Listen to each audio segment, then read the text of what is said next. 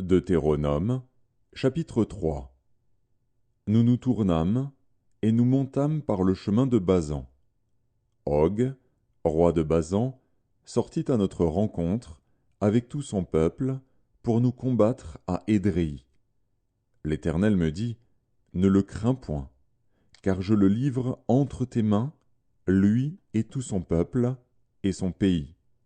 Tu le traiteras comme tu as traité Sion, roi des Amoréens, qui habitait à Hesbon.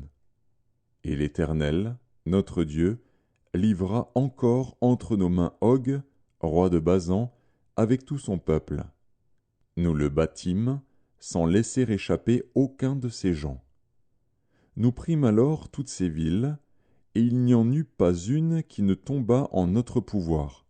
60 villes, toute la contrée d'Argob, le royaume d'Og en Basan. Toutes ces villes étaient fortifiées, avec de hautes murailles, des portes et des barres. Il y avait aussi des villes sans murailles en très grand nombre. Nous les dévouâmes par interdit, comme nous l'avions fait à Sion, roi de Hesbon. Nous dévouâmes toutes les villes par interdit, hommes, femmes et petits-enfants. Mais nous pillâmes pour nous tout le bétail et le butin des villes.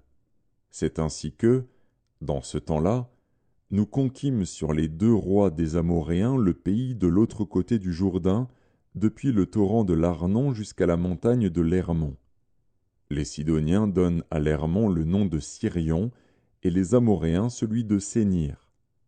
Toutes les villes de la plaine, tout Galaad et tout Basan jusqu'à Salca et Édréi, villes du royaume d'Og en Basan. Og, roi de Basan, était resté seul de la race des Réphaïm. Voici, son lit, un lit de fer, n'est-il pas à Rabat, ville des enfants d'Ammon?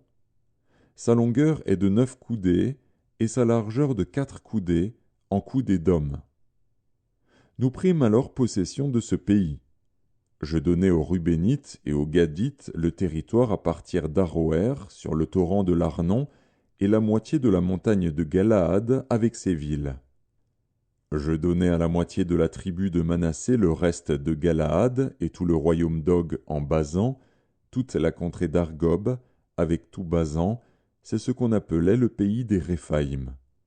Jaïr, fils de Manassé, prit toute la contrée d'Argob jusqu'à la frontière des Guéchuriens et des Maacassiens, et il donna son nom au bourg de Basan, appelé encore aujourd'hui bourg de Jaïr.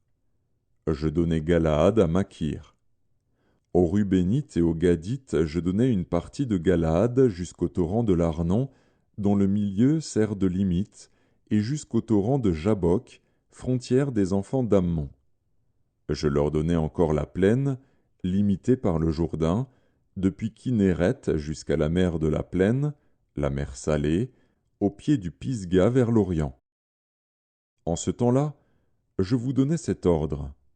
L'Éternel, votre Dieu, vous livre ce pays pour que vous le possédiez. Vous tous, soldats, vous marcherez en armes devant les enfants d'Israël. Vos femmes seulement, vos petits-enfants et vos troupeaux, je sais que vous avez de nombreux troupeaux, resteront dans les villes que je vous ai données, jusqu'à ce que l'Éternel ait accordé du repos à vos frères comme à vous, et qu'ils possèdent, eux aussi, le pays que l'Éternel, votre Dieu, leur donne de l'autre côté du Jourdain. Et vous retournerez chacun dans l'héritage que je vous ai donné. En ce temps-là, je donnai des ordres à Josué, et je dis, tes yeux ont vu tout ce que l'Éternel, votre Dieu, a fait à ces 2 rois. Ainsi fera l'Éternel à tous les royaumes contre lesquels tu vas marcher. Ne les craignez point, car l'Éternel, votre Dieu, combattra lui-même pour vous. En ce temps-là, j'implorai la miséricorde de l'Éternel, en disant, Seigneur Éternel, tu as commencé à montrer à ton serviteur ta grandeur et ta main puissante.